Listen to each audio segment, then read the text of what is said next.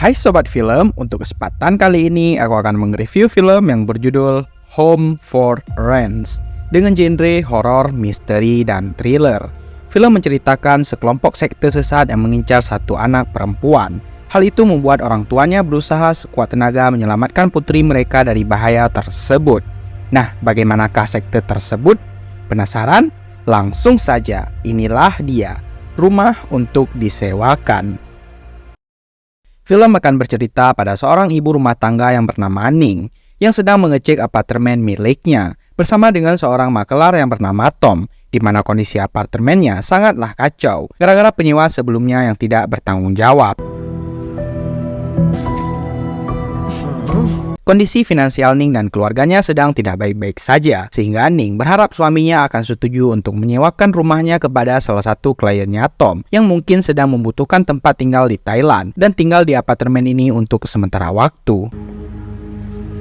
Dan inilah suami Ning yang bernama Queen, dan ada putri mereka yang bernama Ing. Dia sedang sarapan telur mata sapi sambil menonton TV. Ning sendiri terlihat sedang membujuk Queen agar mau menyewakan rumah ini, dan tinggal sementara di apartemen, karena sangat lumayan apabila uang sewanya dijadikan dana darurat mereka. Namun Queen nampaknya berat harus menyewakan rumah ini kepada orang lain, karena selain takut jika penyewanya orang yang tidak bertanggung jawab, lagi pula rumah ini juga terlalu banyak menyimpan kenangan berharga yang sulit untuk Queen tinggalkan meski hanya sementara waktu.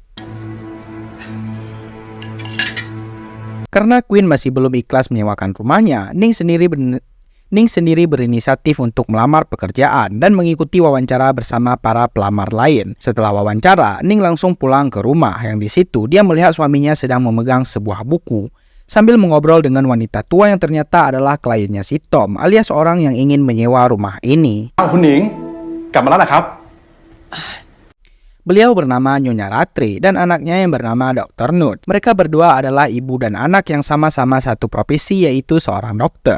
Namun Nyonya Ratri memang sudah lama pensiun, sementara anaknya kebetulan sedang mendapatkan tugas di rumah sakit di Thailand, di mana itulah alasan kenapa mereka berdua menyewa rumah ini supaya dekat dengan rumah sakit anaknya bekerja. นี่เงียบสงบดีนะคะ ไม่คิดว่าจะมาอยู่ใจกลางเมืองแบบนี้ Entah apa yang terjadi, namun Queen yang awalnya menolak keras untuk menyewakan rumahnya, kini tiba-tiba berubah dengan langsung mengizinkan Nyonya Ratri untuk segera menyewa rumah ini. Yang hal itu tentu saja membuat Ning menjadi penasaran. Namun Ning memilih untuk tidak banyak tanya, karena yang terpenting mereka punya uang simpanan untuk sebulan ke depan.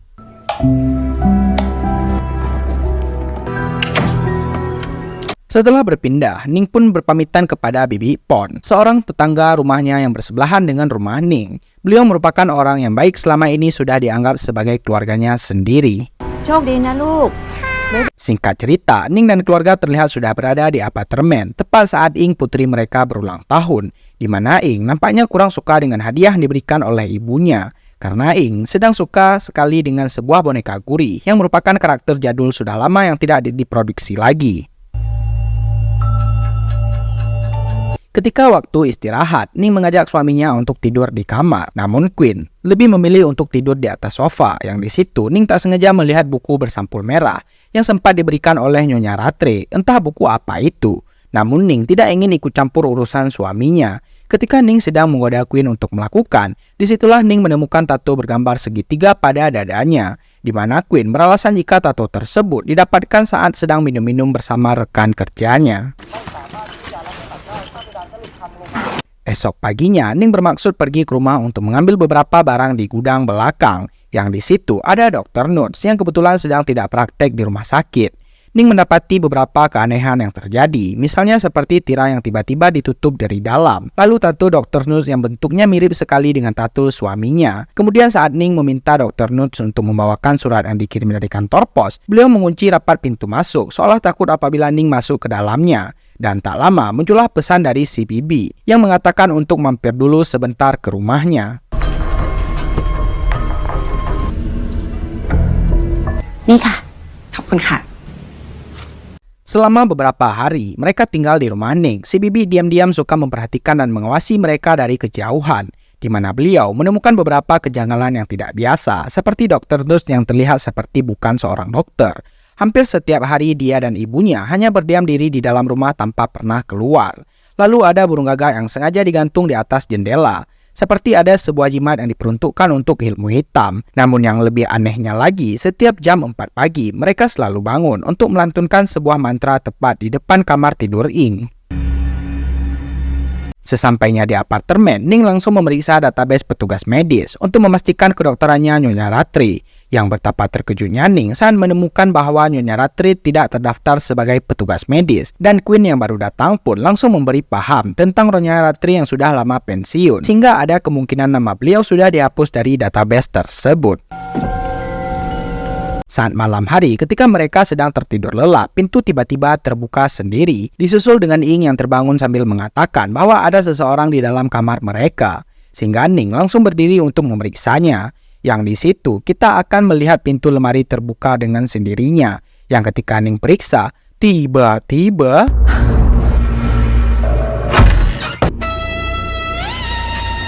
setelah si Bibi Pon mengirim sebuah video berisi Nyonya Ratri yang sedang melakukan ritual di dalam rumah Ning, di mana video tersebut tiba-tiba ditarik lagi, entah apa yang terjadi, tetapi si Bibi langsung checklist satu saat dihubungi lagi. Saat itulah Ning mendengar sesuatu dari luar kamar. Dia pun segera pergi dan memeriksa dan melihat ada sosok bayang hitam di bawah pintu, yang ketika dibuka ternyata itu adalah si Queen suaminya yang mengaku habis membuang sampah. Namun anehnya, di tangannya terdapat buku merah pemberian Nyonya Ratri. Ya karena tidak ingin berburuk sangka, Ning pun tidak mempersoalkan hal tersebut. Keesokan harinya, Ning mendatangi rumah si Bibi, yang di situ justru ada Dr. Snoot yang mengatakan bahwa si Bibi baru tadi pagi berangkat pulang ke kampung, dan hal itu cukup membuat Ning menjadi heran. Karena setahunya, si Bibi sudah lama tidak punya saudara di Thailand, kecuali anaknya yang berada di luar negeri. Ning pun pulang ke rumah sambil membereskan barang-barang anaknya, yang di situ Ning dikejutkan oleh penemuan boneka gurih. Entah dari mana dan dari siapa dia mendapatkannya, namun Ning seketika terkejut dan menjatuhkan bonekanya saat tak sengaja membunyikan suara di boneka tersebut. Saat malam tiba, tepat jam 3.45 pagi, Ning dibangunkan oleh suara suaminya dari luar, yang ketika diperiksa, Queen terlihat sedang sibuk mengambil buku merahnya dari dalam tas dan bermaksud untuk pergi keluar. Namun Queen nampaknya menyadari jika Ning sedang mengawasinya, sehingga dia langsung kembali tidur. Saat Ning akan kembali ke ranjang itulah, dia melihat ke arah cermin, yang di situ ada sosok yang berada tepat di samping Ing. Namun saat dilihat langsung, tidak ada siapapun di sana. Dan esok paginya, Ning melihat ada tanda goresan pada tubuh Ing dengan bentuk yang mirip sekali dengan tato yang dimiliki oleh Queen dan Dr. Snoot. Curiga dengan perilaku suaminya yang semakin hari semakin aneh, Ning pun terbangun tepat pukul 3.44 pagi. Yang di situ dia mendapati Queen yang membawa buku merah dan keluar dari apartemen menuju ke lantai paling atas di gedung ini.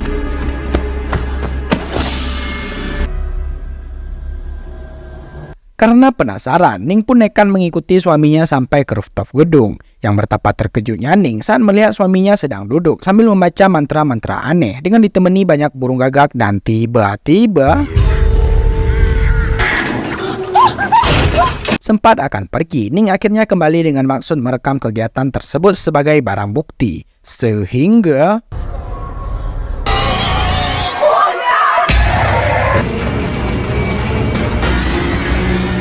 esok harinya, Ning yang penasaran dengan buku merah itu pun memutuskan untuk mengambilnya secara diam-diam. Yang ketika sedang berada di kamar mandi dan melihat tidak ada satupun tulisan di dalam buku tersebut. Yang ketika Ning akan menyembunyikan buku itu di dalam lemari, betapa terkejutnya dia ketika menemukan beberapa benda aneh seperti perlengkapan dukun yang entah untuk apa maksudnya. Siang harinya, ketika akan menjemput Ing di sekolah, Ning melihat ada Nyonya Ratri yang sedang bersama Ing, yang tengah menempelkan buku merah tepat di wajahnya, persis seperti apa yang dilakukan Queen saat tadi subuh. Namun saat dihampiri, Ing mengaku bahwa dari tadi dia hanya sendirian, sehingga Ning yang merasa ini semua sudah mulai tidak benar pun memutuskan untuk pulang ke rumah orang tuanya, sambil membawa serta Ing bersamanya.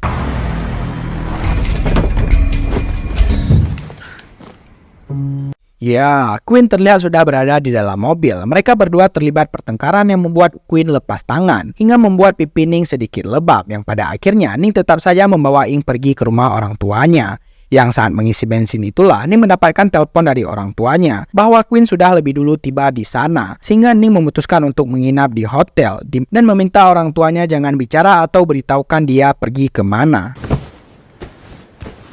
Keesokan harinya di lobi hotel, Ning sedang bersama sahabatnya yang sebelumnya sudah dimintai tolong untuk mencari identitas asli Nyonya Ratri, di mana dia mengatakan bahwa KTP yang diserahkan Nyonya Ratri untuk menyewa rumahnya adalah KTP palsu. Yang ketika temannya melihat bekas lebam pada Ning dan bermaksud untuk memeriksanya, muncullah pacarnya yang bajunya seperti habis tertumpah minuman pun meminta si teman untuk segera pergi dan memperingati Ning untuk jangan ganggu pacarnya karena mereka berdua sebentar lagi akan menikah. Saat akan kembali ke kamar, Ning benar-benar dibuat panik saat Ing sudah tidak ada di sana. Seorang housekeeper pun mengatakan jika Ing baru saja pergi bersama ayahnya, sehingga Ning langsung meluncur menuju ke kamar apartemennya. Yang di situ dia menemukan hal aneh lain. Saat wristband yang dipakainya untuk tidur selama ini terdapat lambang yang sama dengan bentuk tato yang sering dilihatnya di akhir-akhir ini. Curiga jika semua ini ada hubungannya dengan Nyonya Ratri pun langsung meluncur ke rumahnya. Yang di situ dia tidak menemukan siapapun di dalam sana. Namun alangkah terkejutnya Ning saat menemukan berbagai hal aneh dan mengerikan saat dirinya baru menyadari jika selama ini rumahnya dipakai untuk melakukan praktek ilmu hitam, semacam ritual sekte sesat, entah untuk apa tujuannya. Rupanya, Nyonya Ratri sudah pindah tanpa izin dari kemarin sore. Ning meminta bantuan si Tom untuk mengantarkannya ke tempat tinggal barunya, yang katanya tidak jauh dari sini.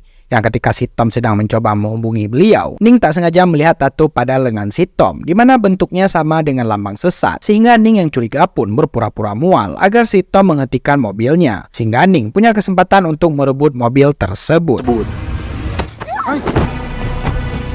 Ternyata tato pada lengan si Tom adalah tato biasa berbentuk diamond, sehingga akhirnya Ning lega setelah mengetahui jika si Tom tidak terlibat dengan mereka semua. Namun saat akan membuka kunci pintu, Ning menemukan buku merah yang persis dengan yang dimiliki suaminya. Dan tiba-tiba...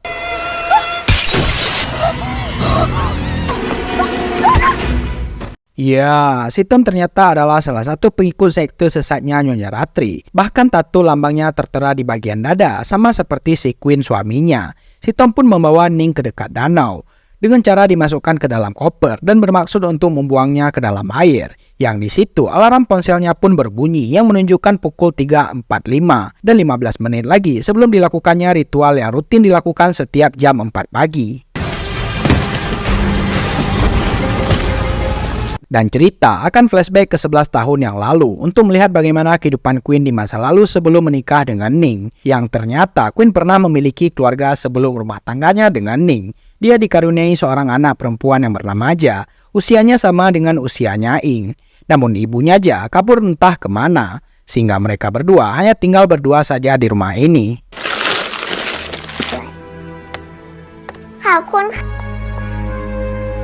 Dan di pagi itulah terjadi insiden mengenaskan sekaligus menyedihkan saat Queen menyuruh anaknya untuk mandi pakai air hangat, di mana Ja sempat bertanya memang ayah sudah membenarkan pemanas airnya. Lalu Queen pun menjawab, ya ayah sudah benarkan sendiri. Lalu Ja pun mandi dengan menyalakan pemanas airnya, yang tanpa Queen sadari Ja tewas tersengat listrik gara-gara Queen yang keliru saat memperbaiki pemanasnya. Sehingga Queen yang merasa bersalah pun nampak masih belum bisa menerima kepergian putri tercintanya. Hari-hari Queen pun menjadi sangat kacau, bahkan dia sering kali berbicara dengan boneka kesayangan anaknya, yang ternyata adalah boneka gurih yang sempat diberikannya kepada Ing. Di saat hatinya sedang terluka dan butuh sosok baru untuk mengobatinya, muncullah Ning yang saat itu bekerja sebagai sales asuransi, sehingga mereka berdua pun menjadi dekat dan memutuskan untuk menikah, dan memiliki seorang anak yaitu Ing. 11 tahun berlalu, tepat saat Ing sudah lahir dan sudah besar. Queen seringkali melihat Ing berbicara sendiri dengan sosok yang tak kasat mata. Dan dia meyakini jika itu adalah arwahnya aja. Dan itulah yang membuat Queen merasa berat sekali menyewakan rumah ini kepada orang lain. Karena terlalu banyak kenangan berharga saat bersama almarhum anaknya. Namun ketika bertemu dengan Nyonya Ratri di hari pertama, saat beliau menginjakkan kaki di rumah ini, Queen pun menyadari jika Nyonya Ratri punya kemampuan untuk berkomunikasi dengan arwah gentayangan. Yang hal itu dibuktikan saat beliau bisa mengetahui tentang kronologi tewasnya Jia di kamar mandi. Sehingga ketika Queen meminta tolong Nyonya Ratri bagaimana cara agar dia bisa bertemu dengan arwah Jia, Nyonya Ratri memberikan sebuah buku merah sebagai solusinya, sekaligus menyuruhnya untuk temui dia lagi apabila ingin bisa melihat almarhum putrinya tersebut.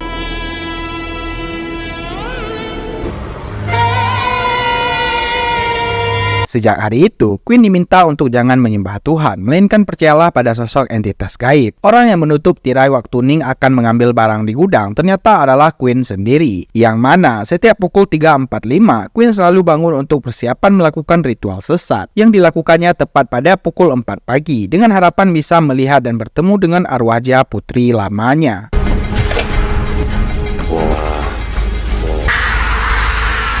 Nyonya Ratri mengatakan kemunculan gagak tersebut adalah pertanda bahwa arwah Jia putrinya sudah waktunya pergi ke alam baka, di mana Queen yang tidak ingin kehilangan kesempatan bertemu kembali pun memohon sambil menangis agar Nyonya Ratri mencarikan cara untuk arwah Jia tidak jadi pergi. Yang pada akhirnya Nyonya Ratri memberikan solusi untuk menjadikan tubuh Ing sebagai wadah untuk bisa bersemayam, dan menurutnya itu cara paling aman karena Ing tidak akan merasakan perubahannya.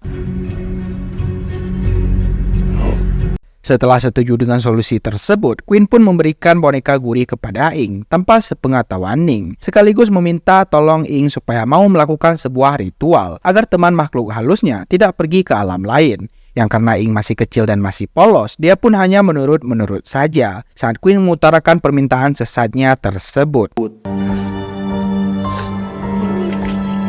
Dari situ, Queen mulai melakukan apapun yang diperintahkan oleh Nyonya Ratri, seperti menggambar simbol sesat pada ranjang tidur Ing menggunakan darah gagak, kemudian melakukan ritual jam 4 pagi, tepat saat Ning mengikutinya dari belakang. Yang pada saat itu, Queen akhirnya berhasil mencapai level kesesatan luar biasa, ketika setiap lembaran buku yang tadinya kosong, seketika menjadi muncul bacaan mantra. Dan Queen secara tak terduga mampu melakukan Astral Project, yang membuat arwahnya keluar dari tubuh fisiknya sendiri. Keesokannya, Nyonya Ratri memberitahu bahwa Queen sudah dekat dengan tahap akhir, yaitu pemindahan arwah Jia ke dalam tubuh Ing, yang mana diperlukan 3 tanda pada tubuh Ing supaya ritual bisa berhasil. Tanda pertama sudah Jia buat sendiri tepat di bagian dadanya, yang juga sempat dilihat oleh Ning sendiri. Yang kedua, harus Nyonya Ratri sendiri yang membuatnya. Dan tanda terakhir harus dilakukan oleh Queen saat nanti ritual terakhir akan dilakukan. Ketika Ning menjemput anaknya di sekolah dan melihat Nyonya Ratri ada di sana, ternyata bukanlah hanya halusinasi semata, melainkan memang benar-benar terjadi. Tumpahan minuman pada calon istrinya si kawan pun ternyata juga terjadi akibat Queen yang sedang terburu-buru menjemput Ing dari hotel, di mana Queen membawa Ing ke rumahnya untuk diserahkan kepada Nyonya Ratri untuk dilakukan tahap terakhir dari ritual pemindahan arwah ini.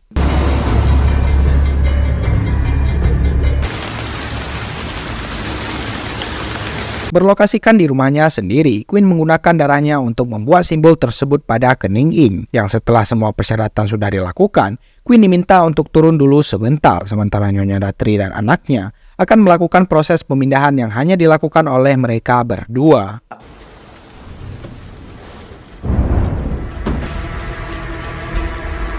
Saat turun ke bawah itulah, Queen melihat ada bayangan dari luar rumah yang semakin lama diperhatikan, bayangannya semakin besar. Dan ternyata itu adalah si bibi yang entah dari mana, yang ketika Queen mencoba untuk menanyakannya, tiba-tiba...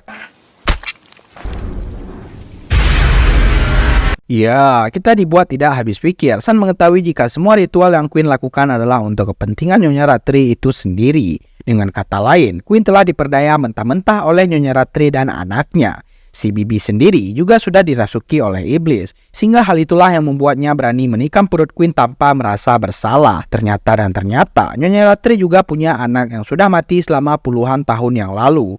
Dia memindahkan arwah anaknya ke dalam sebuah boneka kayu, sambil menunggu orang yang tepat untuk dijadikan sebagai wadah. Dan wadah itu adalah Ing. Dikira akan memindahkan arwah Jia ke dalam tubuh Ing. Nyonya Ratri justru punya niat tersembunyi untuk memindahkan arwah anaknya sendiri ke dalam tubuh Ing. Sehingga ini menjadi sebuah penyesalan dan kekecewaan yang sangat besar terhadap semua yang dilakukan oleh Queen hanyalah sia-sia. Dan kita kembali flashback ke Nyonya Ratri tentang bagaimana kronologi awal beliau memilih Ing sebagai wadah untuk arwah anaknya. Semua dimulai dari informasi salah satu pengikut Nyonya Ratri yang mendapatkan kabar bahwa Ing punya indera keenam yang mampu berkomunikasi dengan arwah orang yang sudah mati. Yang setelah Nyonya Ratri memastikannya, mereka bertiga pun menyusun rencana untuk bagaimana supaya Nyonya Ratri bisa masuk ke dalam kehidupan Queen. Dimulai dengan sengaja mengacak-acak apartemen milik Ning yang memang dipercayakan kepada si Tom, sehingga di tengah keuangan yang sulit yang sedang dialami keluarganya, mau tidak mau Ning tidak bisa menjual apartemen ini. Dan satu-satunya cara untuk masalah itu adalah dengan cara menyewakan rumah mereka kepada Nyonya Ratri. Saat sudah berada di rumah ini, Nyonya Ratri harus menghadapi masalah lain, yaitu arwahja yang masih berkeliaran di rumah ini, sehingga beliau menggunakan boneka gurih untuk mengurung arwahnya di dalam sana. Tepat pada malam saat Ing mendapatkan tanda pertama pada tubuhnya, itu merupakan perbuatan Nyonya Ratri dan para pengikutnya yang melakukan ritual untuk membebaskan anaknya dari boneka kayu tersebut. Yang ketika mantra mulai dibacakan, tiba-tiba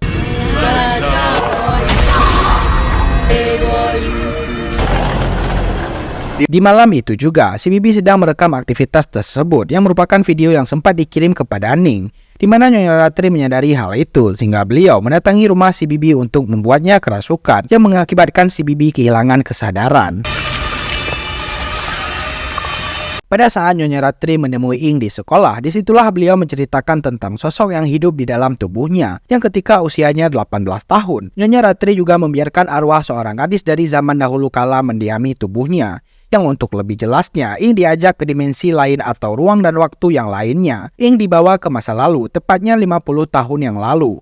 Saat ritual arwah pemindahan arwah pertama kali dilakukan, di mana wanita yang bernama Ratri ini rupanya adalah keturunan orang sakti dari Gunung Himalaya, di mana Ratri dianggap sebagai keturunan terakhir orang Himalaya tersebut. Sehingga ketika Ratri mati muda dan pengikutnya tidak mengikhlaskannya, mereka pun mencari tubuh pengganti atau wadah, yang kebetulan jatuh kepada sosok nenek yang dari tadi kita panggil sebagai nama Nyonya Ratri ini, agar keturunan terakhir orang Himalaya ini bisa bersemayam selamanya di dalam tubuh fisik yang sebenarnya bukan miliknya sendiri.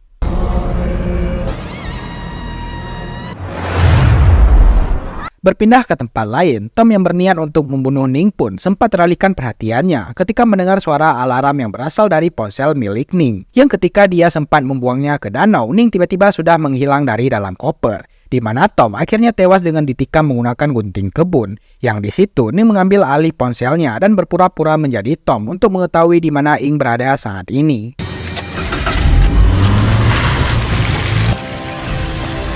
Ing sendiri sedang dipaksa Nyonya Ratri untuk melakukan tahap terakhir dari ritual ini, sementara Queen yang masih hidup pun masih bisa bangkit dan bermaksud untuk mencegah ini semua. Yang ketika dia sedang bersembunyi, Dr. Nutt terlihat sedang memperhatikan atap basah yang mengalami kebocoran, dan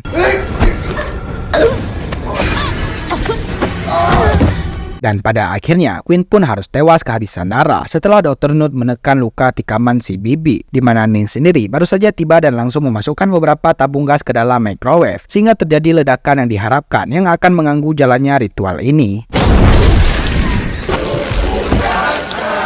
Nyonya Ratri sendiri tetap saja fokus pada ritual bersama arwah para pengikutnya, di mana di saat Dr. Nutt sedang memastikan api di bawah, Ning dengan palu di tangannya pun langsung naik ke atas untuk menyelamatkan Ning dan mencoba untuk menghantam kepalanya Nyonya Ratri.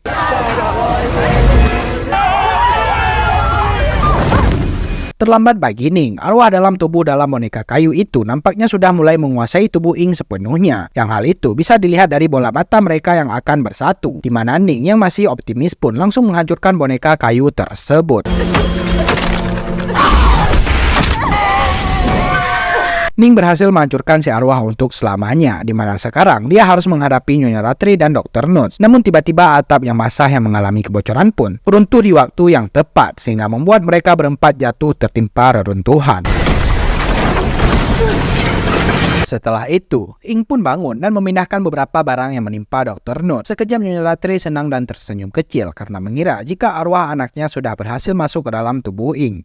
Namun betapa terkejutnya beliau saat melihat Ing mengambil sebatang besi dan menusuk kepala Dr. Nutt dengan begitu brutalnya. Ternyata sebelum Queen mati, dia masih sempat menggambar tanda pada boneka gurih miliknya, yang seperti kita tahu bahwa tanda tersebut adalah poin penting dalam ritual ini, sehingga Ja berhasil keluar dari kurungan dan berhasil masuk ke dalam tubuh Ing sesuai permintaan ayahnya tersebut.